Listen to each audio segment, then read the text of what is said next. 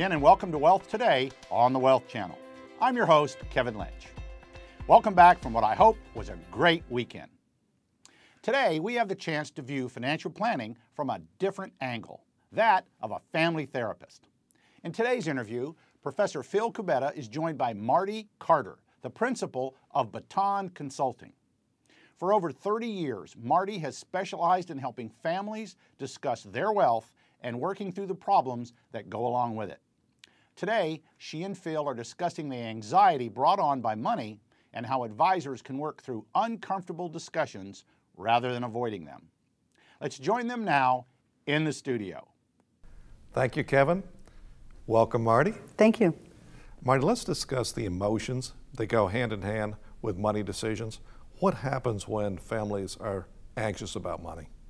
I think anxiety is probably the toughest emotion to deal with. And what happens is they stop thinking clearly, they stop planning, they just get stirred up, and it goes into chaos. There are two types of anxiety that I see working with families. The first one is they have an acute anxiety about, like for instance, November 2008, when everything went crash. The acute anxiety is anxiety about what just happened or what right now. The other anxiety that's harder to deal with is chronic anxiety, and that is the fear that something might happen, because what happens is it immobilizes people and keeps them from going forth, either making the plan or sticking with the plan. Right. In your experience, when you're thinking about, let's say, legal advisors, CPAs, financial advisors, do they tend to deal with these issues well or deal with them at all, the emotional issues that go with the money? Some do and some don't. Some people are naturally intuitive and they are able to make an emotional connection. But you remember that there are different talents required, and for people who are anything to do with law or with finance are left-brainers.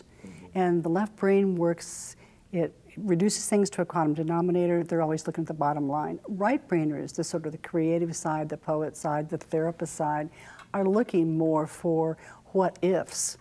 The problem is when advisors get in over their head. Right. What is the role of the advisor in addressing these issues? I think the advisor first has to say, you know, do I have the skill sets to go into this? Am I aware that's what's going on? And most importantly, can I handle it once I've opened Pandora's box on something?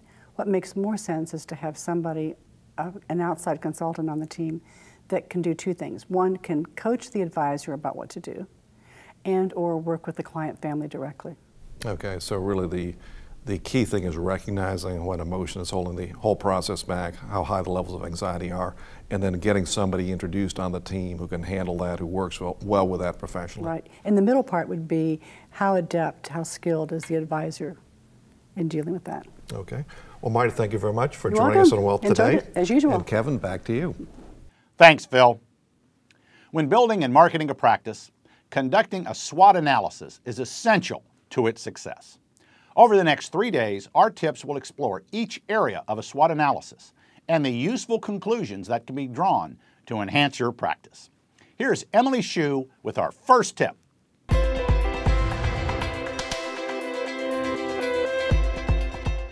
Today's tip comes from Mary Quest Newens, author of Women and Money, Matters of Trust.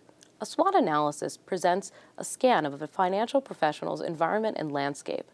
Today, let's look at the first two aspects of the analysis, strengths and weaknesses. Draft strengths, like practice characteristics, employee resources, and competencies, as well as weaknesses, like criticisms, capital considerations, and revenue shortages. Both of these serve as an informal guidepost to help financial service professionals build a better practice. Tune in tomorrow for more about conducting a SWOT analysis. And don't forget to submit your own successful sales tips right here at thewealthchannel.com.